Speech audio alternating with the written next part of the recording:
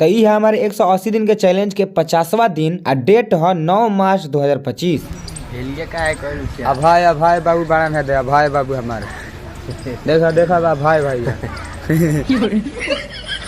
तो गाला हमार कुछ इस तरह से बाज गल बाटे कि कुछ बोलहू के मन नहीं करत, अजीबे आवाज निकलता। तो आजो बाटे एक जगह हरि धुन कीर्तन शुभम सोना जी के गांव में, आगल से इहे के गांव में मंदिर पर फिलहाल 2 घंटा रेस्ट कैला के बाद से उन्हें प्रोग्राम स्टार्ट हुए। तो शाम के नजारा देख सकता नहीं जा रतिया में गाँव के कुछ लोकल कलाकार जी लोग आई रही तो हमनी के रेस्ट पड़बे हुए। तो हई देखी कुछ रोड़ा के नमूना कलाकारी दिखाओ तनी हनुमान जी के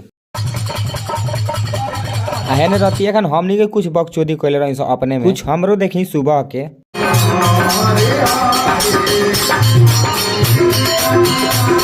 तो पहली बार शुभम सोना जी के साथ है यहाँ के गांव में आई रही सन, मजा तो बहुत हुए। अब लगवा तो होली के पहले के हई ही है। खैर हमरा जाए घरे शाम हो गए, बढ़िया में फोन करके हई अभय बाबू के बोला इनके साथ घरे चली ठीक बा।